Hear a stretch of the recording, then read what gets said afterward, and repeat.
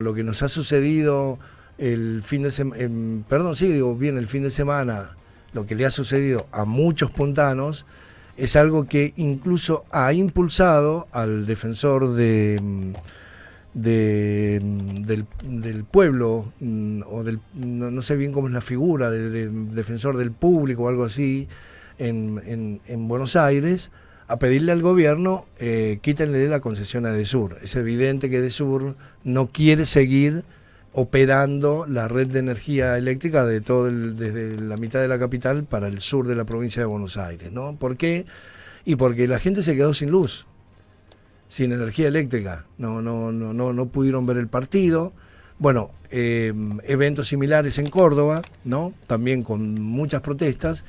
Y por supuesto lo que nos tocó a nosotros, que llegamos a un nivel de consumo, aparentemente ha sido por esta combinación de calor, demanda de energía eléctrica, todo el mundo en su casa, viendo el partido, los aires prendidos, colapsó el sistema, y esto es lo que creo que pasó.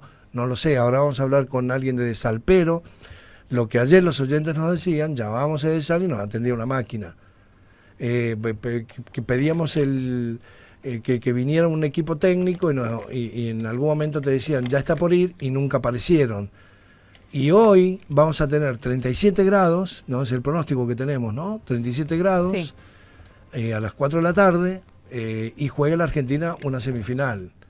Y yo me imagino que en Edesal deben estar diciendo, bueno, no sé, vamos a ver qué es lo que dicen. Está el gerente de Asuntos Regulatorios de Edesal, Walter Ortega, en la línea. Walter, ¿cómo le va? Buen día. Buen día, Eduardo, ¿cómo le va? Buenos días para el equipo y para la audiencia. Bueno, le agradezco mucho porque, digamos, Edesal ha sido objeto de todo tipo de críticas este fin de semana, ¿no? Y la verdad es que no tenemos un diagnóstico, o por lo menos no lo tenía yo, no sé si ustedes han emitido un comunicado o lo que sea, que por lo general lo hacen, de qué fue lo que pasó y qué probabilidades tenemos de que nos vuelva a pasar. Bueno, en primer lugar, en relación con lo que usted, digamos, inició la nota, digamos, sí, respecto de un supuesto colapso del sistema, sí. Yo lo primero que quiero decirle o advertirle, digamos, es que de ningún modo hubo ningún colapso en el sistema eléctrico. ¿Sí? El sistema eléctrico, básicamente, nosotros, para la gestión, lo dividimos en tres partes, lo que es alta tensión, media tensión y baja tensión, ¿sí? En cuanto a alta tensión, hemos tenido en general los niveles de tensión adecuados, digamos, no hubo bajas de tensión en ese nivel, sí, digamos, como pudo haber ocurrido alguna vez en el invierno, sí, porque, digamos, el sistema eléctrico general de San Luis y también el sistema eléctrico nacional funcionó a la perfección. De hecho, el aporte de las centrales solares nuevas que se han inaugurado en los últimos años fue vital porque, bueno, usted habrá visto que había un sol que rajaba la tierra, así que las solares funcionaron perfecto, los niveles de tensión se mantuvieron. En cuanto a media tensión, que es lo que nosotros, digamos, ya empezamos a operar dentro de la ciudad, también no tuvimos inconvenientes en ese sistema y pudimos abastecer a la totalidad del consumo que se produjo tanto el día del partido como los días anteriores y posteriores, porque esta ola de calor ya lleva unos 10 días, digamos, es bastante atípica en la ciudad de San Luis y en general en Argentina, digamos, ha sido una ola de calor muy intensa, digamos, ¿no? Y de varios días, que es lo que genera, digamos, después el problema. Yendo a baja tensión, que es cuando llega al transformador de la esquina de la casa de uno, digamos, ahí es donde hemos tenido algunas incidencias. Para ser concreto y ponerlo en contexto, Eduardo, perdón, Walter, déjeme decodificar una cosa antes. Sí, claro. Tenemos suficiente cantidad de energía que llega a la línea de alta tensión. Tenemos un buen transporte de ese caudal de energía que llega a media tensión, que es el que recibe Edesal en San Luis. Digamos como que está en la puerta de la provincia de San Luis. Esa media tensión, que son los cables que vemos más gruesos, ¿no? Que llegan a las plantas, que salen de las plantas transformadoras, llegan a los transformadores que se ven en distintos lugares de la ciudad. Esa es, digamos, la primera mitad de lo que nos está explicando, es esto. Hasta ahí está todo ok. Hasta ahí estuvo todo ok el fin de semana. Bien. Después hemos tenido en lo que llamamos nosotros baja tensión, que es, digamos, a nivel del transformador que está en la esquina de la casa. De ese transformador en general suelen salir 3 o más salidas, que le llamamos nosotros, que abastecen a las distintas manzanas que están alrededor de ese transformador. Sí. Y de esas salidas, digamos, a su vez hay 3 fases. ¿Sí? Sí. Para que ustedes se den una idea, en toda la provincia hay 3.000 y pico de transformadores, más o menos a 2 salidas por cada transformador y a 3 fases, o sea, estamos hablando de 18.000 unidades, digamos, así que pueden tener algún inconveniente. De esos 18.000, solamente hemos tenido inconvenientes en unas 30 unidades. Ajá. Esas 30 unidades o fases, digamos. Perdón, de un total de ¿cuántos? De un total de 18.000 potenciales puntos donde podría haber habido algún inconveniente, solamente hemos tenido inconvenientes en 30. Lo que pasa es que esos 30 abastecen cada uno alrededor de unos entre 50 y 100 clientes. ¿Sí? Está bien. Entonces, hay que ponerlo en contexto, es decir, no es que son pocos clientes, son muchos clientes, pero en el contexto general es una proporción baja. ¿Y cuál fue el motivo de esa falla? Bien, ahí viene. No hubo ninguna falla. En realidad, las instalaciones de sal tienen todas lo que llamamos nosotros una protección por sobrecarga. ¿Sí? Esa protección está regulada de modo tal que ante un exceso de consumo o un cortocircuito, esa protección actúa y evita que se queme el equipo principal, que es el transformador. Si se quema un transformador, digamos, lo que requiere es todo un operativo con grúas, con camionetas, digamos, para poder sacarlo y poner otro, ¿sí? Básicamente, lo cual lleva en general un tiempo largo. Esa protección entonces lo que hace es justamente proteger el equipo, y se trata de un fusible, nada más, es como una térmica, como la que es lo mismo que tenemos en los equipos de radio, un fusible, porque si no tenés que cambiar todo el equipo después. Y no tiene que cambiar todo el equipo, tal cual. Bueno, esos fusibles, en realidad hubo varios fusibles que saltaron, producto de la sobrecarga, producto de esto mismo, justamente el hecho de que en un día feriado atípico, la gente estuvo en su casa. Y habitualmente, en los horarios pico de temperatura, la gente no está en su casa. Entonces, en ciertos sectores actuaron esos fusibles. El fusible lo que tiene es un tema de que necesita que concurra una guardia y lo reponga. Es decir, necesita la concurrencia de una persona. Esos fusibles que han saltado han estado dispersos, digamos, desparramados por la ciudad, con lo cual requieren un desplazamiento. Entonces, lo que percibe la gente como que es una demora muy larga es el tiempo que tarda en llegar una cuadrilla a reponer ese fusible. Sí, alguien ayer me dijo también que tienen que esperar que se enfríe por el riesgo ahí del trabajo, ¿no? que tienen que hacer. Bueno, eso depende, sí, los aspectos técnicos del personal nuestro los tiene perfectamente claro y tiene conciencia de de cuánto tiene que esperar o cómo tiene que actuar, digamos, ante estas eventualidades. En general, la reposición del fusible es un trabajo rápido. El tema es, como le digo yo, el desplazamiento hasta el punto donde está el fusible y la verificación fundamental del estado de la línea previo a la energización. En cuanto ahí ya se pasó el partido, digamos, ya terminó. Bueno, es posible, justamente, eso es lo que yo le quiero decir. Yo he tenido incluso parientes míos, digamos, que han tenido estos cortes y bueno, han hablado conmigo en términos... Llamarlo al tío y decirle que se cortó la luz, debe haber sido un desastre. Más o menos, claro.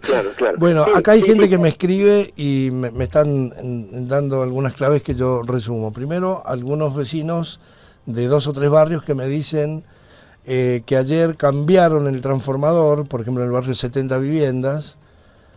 Dicen, no nos avisaron y ha llevado más o menos 12 horas el cambio de transformador. ¿Están cambiando transformadores también? Mire, Eduardo, estos trabajos en general nosotros los hacemos en tiempo de otoño y primavera. Los cambios de transformador, los cambios de sección de cable. ¿Por qué? Porque después cuando llega esta época lo que hacemos es atender las emergencias. Y eventualmente ese transformador del cual le hacen mención los clientes debe haber tenido en este fin de semana una sobrecarga. Entonces, para evitar que en la próxima ola de calor o esta misma tarde, digamos, tengamos algún inconveniente, lo que se hace es, primero que nada, distribuir los clientes en las distintas fases, porque, digamos, uno no puede prever si el vecino que está en la fase R ha comprado 2 aire acondicionados y el que está en las otras 2 fases no ha duplicado, no ha multiplicado su carga, es probable que esa fase donde este vecino está conectado, digamos, tenga una sobrecarga. Entonces, eso no lo podemos detectar nosotros anticipadamente. Lo que hacemos cuando se ve esta evidencia es ir y cambiarlo, modificar la estructura de la, digamos, de la distribución de las cargas. Estoy pensando, Walter, que en algún momento lo voy a invitar que venga aquí al estudio, porque Edesal genera muchas preguntas puntuales por ahí que en un reportaje yo no tengo mucho tiempo a esta hora, quizás merece un poco más de atención, ¿no? Pero yo quiero agregar un dato más, sobre todo para explicarle, por ejemplo, a mucha gente que me está llamando, ¿no? que dice que tienen problemas de que les salta, que prenden el aire y les salta, que ya nos pasó esto, por ejemplo, en el Potrero de los Funes, que creo que es lo mismo que está pasando ahí en la zona de pescadores, que nos están escribiendo personas que viven en el lugar. ¿Qué es lo que sucede? No, yo puedo relatar lo que supe que nos pasó en el Potrero de los Funes, que prendí el aire y efectivamente se me cortaba, saltaba, no tenía tensión, nos quedábamos sin luz. Y resulta que después me enteré que 2 terrenos más allá, donde habían 18 cabañas, tenían un solo medidor y todas las cabañas colgadas a ese medidor y seguían con luz de obra. Entonces Edesal decía, ¿cuántos medidores en la cuadra? 5. Y bueno, ¿y para qué vamos a poner un transformador más grande si hay 5 medidores? Y eran conexiones clandestinas. Creo que es lo mismo que está pasando en pescadores, que yo no sé de qué manera lo están encarando, donde hay loteos que ponen un medidor, tienen un transformador para un medidor, y resulta que después tienen 35 construcciones colgadas a la línea de sal, y el que está pagando el medidor dice, yo quiero prender el ventilador y no tengo tensión y se me corta la luz, porque se salta todo, porque tenés obviamente una planificación para 3 conexiones y tenés 60. Me parece que es lo que le puede estar pasando también a vecinos de Concarán, que me dicen vecinos del camino a Las Quintas en Concarán, que no llega la tensión a 220. Y es muy probable que no llegue a 220 porque hay conexiones clandestinas. No sé por qué funciona de esa manera esto, ¿no?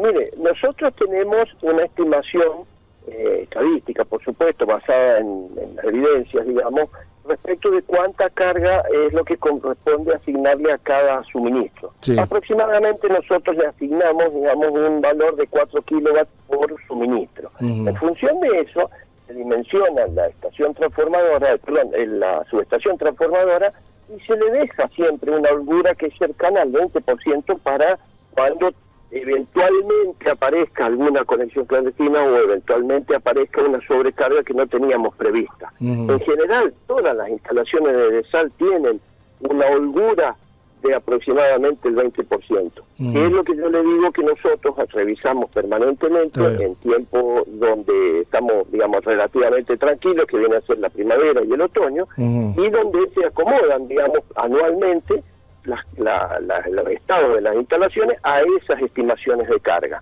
Ahora bien, si de pronto aparece un caso como el que cuenta usted, que es muy común, sobre todo en las zonas turísticas, de alguien que inaugura un complejo de cabañas y lo ocupa todo junto en un momento, claro, esa expectativa que nosotros teníamos, racional en cuanto al dimensionamiento de la instalación, tiene este problema, salta, como dice usted. En general, debería primero saltarle la térmica a la instalación, después tiene el fusible de acometida, que se llama, que es el que está, digamos, a posteriori de la térmica y antes de la estación transformadora, y después recién tiene los fusibles del transformador.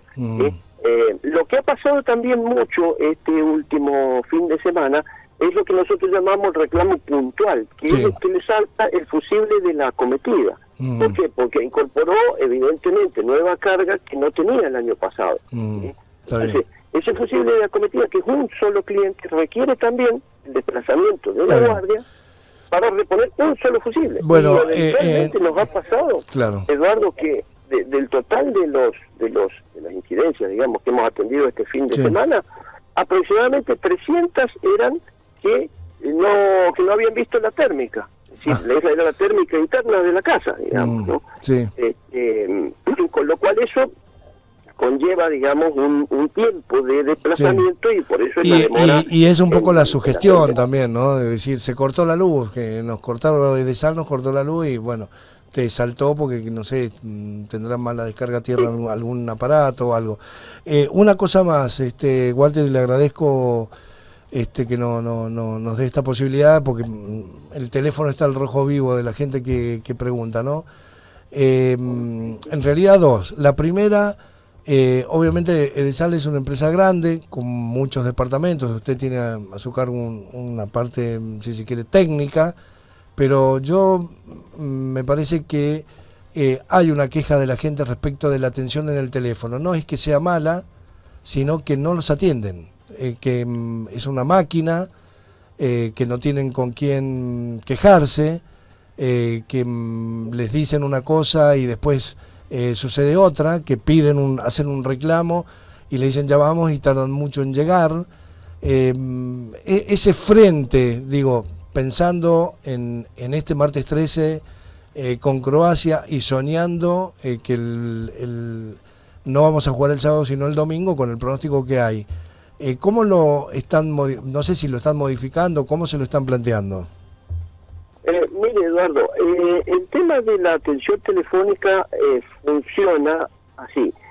Nosotros antes, hace 10 años atrás, teníamos una atención directa por operador. Es decir, usted llamaba y lo atendía una persona, y esa persona, digamos, lo escuchaba, tomaba nota de su reclamo, lo cargaba en un sistema y le aparecía después a la gente de la guardia, digamos, en su pantalla para gestionar. Se aguantaba la puteada también, porque también... Claro, sí, por supuesto, sí. Todo ese proceso no le demora menos de 5 minutos. Ajá. Hoy día usted llama a la central del 0800 de Edesal o al WhatsApp de Edesal, o hace un reclamo por la web o por la aplicación. Ese reclamo de manera inmediata, en cuanto usted pone el número de NIS, se genera un reclamo y de manera inmediata aparece en la pantalla del operador y va a mandar la cuadrilla. Es decir, aquellos 5 minutos por llamada que teníamos antes, hoy es instantáneo. Es decir, la gente por ahí se resiste al uso de la máquina porque entiende que nadie lo está atendiendo y que nadie está prestando atención. Yo incluso, digamos, lo hemos mostrado de alguna forma alguna vez al centro de maniobra y distribución, de la forma en que llega esa llamada y de manera inmediata la tiene a su disposición la guardia. El tema es esto que yo le contaba recién, es decir, el hecho de atender el reclamo requiere el desplazamiento de la guardia. ¿Sí? Y ese desplazamiento es el que tiene alguna demora. Puede ser 40 minutos, puede ser una hora. Yo no digo que eso no es verdad, es así. Ahora, el hecho de que atienda a una persona para escuchar la puteada, como dice usted, no aporta nada a la solución del problema. Puede aportar a hacer catarsis, pero no aporta, digamos, a la velocidad de respuesta de la empresa. Bueno, digamos. el panorama para hoy y para el sábado o domingo, ¿cuál es? Bueno, nosotros hemos hecho una revisión completa de todas las instalaciones que tuvieron algún inconveniente el fin de semana pasado. Lo que había que hacer se ha hecho, digamos, pero siempre es probable que alguna otra zona alguien haya comprado un aire acondicionado, o muchos, digamos, en estos últimos días, y pueda haber algún inconveniente. Yo no le voy a decir, mire, no, el servicio no se le va a cortar a nadie en toda la provincia de San Luis porque es imposible. Es imposible y sería una mentira que le diga una cosa así. ¿No? Bueno. Lo que sí le puedo decir es que tenemos guardias reforzadas y tenemos todo el personal preparado para atender esas emergencias con la mayor velocidad posible. Bueno, el peor laburo del mundo es ser guardia de Edesal el día que juega el partido, porque si salta algo lamentablemente no van a poder ver el partido. pero... Sí, todos los que trabajamos en el SAL estamos en ese momento, digamos... sí, con, de reojo, viendo de atención. reojo y claro, y estando ahí. Sí, Bueno, sí. Walter, muchas gracias, ha sido muy amable y bueno, en todo caso, reclamos así puntuales que pareciera de una zona determinada, se lo acercamos después a Mariela ahí ¿Cómo para no? que, Sí, que ya lo tiene resuelva. usted mi contacto, así que lo que Muy bien. necesiten para hacerme llegar de estos reclamos que le han estado haciendo a la gente, transmítamelo por favor y vamos a tratar de resolverlo. ¿No? Muy bien, bueno, muy amable, gracias. Muchas Walter, gracias, buen doctor día. Eduardo, por permitirnos hacer esto. Bueno, ahí estaba el gerente de Asuntos Regulatorios de EDESAL.